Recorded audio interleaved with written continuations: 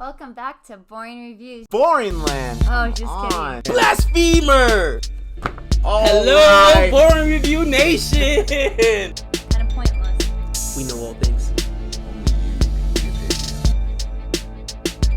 What up, and welcome to Boring Reviews. Jodi here. Nick here. And today we are reacting to another David Mitchell Soapbox. Da-da-da. Soapbox. And we are excited to check out one that's titled Brit's Attitude to Food. And I intentionally chose this one because I love food. And I love to learn about different countries' food. And I have no idea what Brit's attitude to food is. I know what America's attitude to food is. And that is, can I have some more, please? Can you jumbo size that? Yes, super size, jumbo size, mega size, king size, and a whole lot of sugar, baby. Would you like that large to make it a large for 25 cents more? Why, yes, please. Big gulps, baby. And that quick question. Okay, you watch this from the UK or wherever you're at. That's not in America. Can you get sodas this big at your local gas station? I just want to know. I'm guessing the answer is yes, but I wouldn't be surprised if it's like, no, that's probably our large right there. I'm not 64 ounces, baby, is the big gulp. And we have like syrups gulps, huh? that you can put into it. Why don't you add a little lime, a little coconut, Oh, a little yeah. raspberry cherry? Just do a few pumps. Sugary water is fantastic. Here's your sugar baguettes. Pop them in there. I actually don't need the extra syrup. I don't go that far, but I do love myself a sugary drink. I'm just saying, you get a Diet Coke, add a couple pumps of coconut, a couple pumps of lime. The lime and the coconut. So, we're going to go ahead and check this out right now. If you like our reaction to this in any way, please don't forget to like it, subscribe to us, and hit that notification bell so you can be aware of any of our next uploaded videos. I'm super excited what he has to say. I hope it's good because soon we're going to be eating a lot of English foods, and I'm very excited. I eat a lot of food made by people that speak English. So I'm basically right there. Wow. Here we go. Ooh, on location. That's cool. Everyone tells us now that Britain has finally become a nation that understands food. We have Michelin-starred restaurants, we have Jamie Oliver going on missionary jaunts to Rotherham, we have the Observer Food Monthly. We've finally grown up and can at last take our place at the dinner party of nations that know how to cook and eat for themselves, rather than having to sit at the children's table with Germany and Australia. Well, bollocks we have. I don't think there has been any real change in our culture. We've just given the train spotter element of our society another set of trains to spot. In no way are we approaching the French or Italian attitude where, whilst great chefs in great restaurants may do great things, the important fact is that everyone takes food seriously.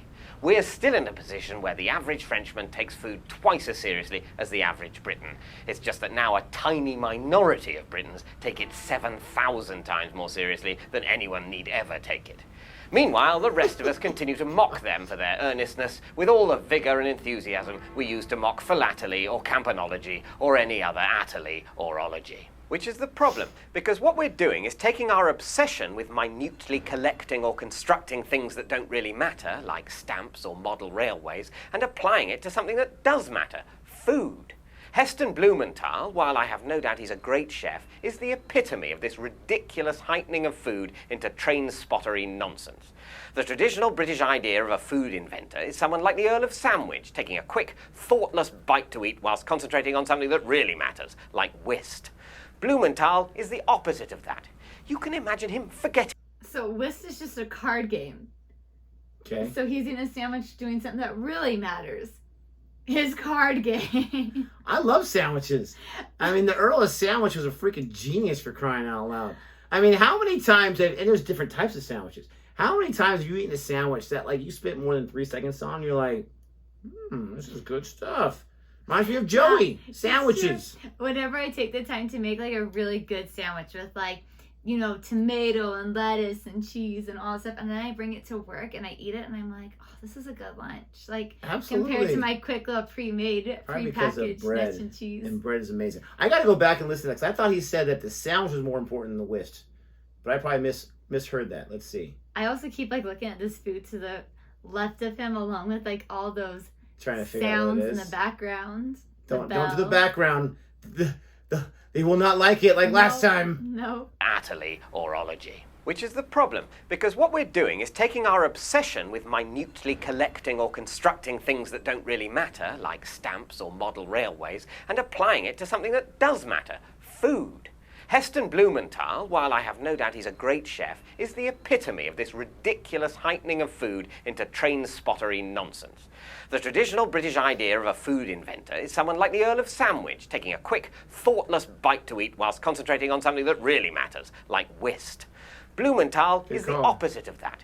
You can imagine him forgetting to eat, so engrossed is he in his new invention. His wife comes up to the kitchen/lab at 3 in the morning. "Heston, please, you haven't eaten for 3 days. At least have a sandwich." I can't. I'm on the verge of creating the perfect sandwich." So no, we haven't embraced continental good sense about food. We've merely added cuisine to the list of fads British men get disproportionately obsessed by.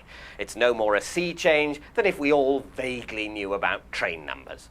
It's like polar exploration all over again. Britain produced many of the most famous polar explorers in the world, but for the rest of us, our capacity for coping in icy conditions remains woeful. When it comes to people who are good at coping with 4 inches of snow, we have Scott, Shackleton, and no other bastard. With food, it's Blumenthal, Ramsay, Oliver, and a handful of others, but it's pot noodle and pepper army there on down. My gosh. Okay, so with this video, it's probably the first one that just didn't really land for me from him. And it's not that I didn't understand what he was saying. I understood what he was saying, but for me, it just, I don't know if it was just because I don't know enough about how the UK cuisine and the menu items and trying to get a little more fancy with it has changed and evolved through the last few decades. But it just didn't really land for me, is what I'm trying to say. Actually, what it did is it made me insanely hungry for, like, Italian pasta or French cuisine. I want a little bit of crepes. I want a little bit of, like, some fab cheese ravioli or rigatoni or something. Did you really? And now I'm craving a really good sandwich made out of a croissant. So you got really into sandwiches. You've always loved croissants, so there's nothing new there. How dare you? That's all I gotta say to you is how dare you. It was just okay. Again, I don't really have anything else to say besides that. This might be one of the most boring reactions you see of ours, but we're called Boring Reviews for a reason. I mean, spot on. Let us know what you think about this video. Let us know what we may have missed. I don't know what. I just didn't think it was that funny. I don't think I missed too much, but... And tell us some really, really good English food that we need to try when we go to England. Absolutely. Let us know what's the best of the best. Even if there's like some like, you know, delicious street food out there, all that kind of stuff. Let us know about that. What places have the best cuisines? And don't just say the place you live in. You know, places you've been around. What's the best? And we would appreciate that immensely. And with all that being said, thank you so much for watching. We will try some more Soapbox in the future because they're the ones we have loved so much. Please don't forget to like and subscribe. And until next time. Goodbye.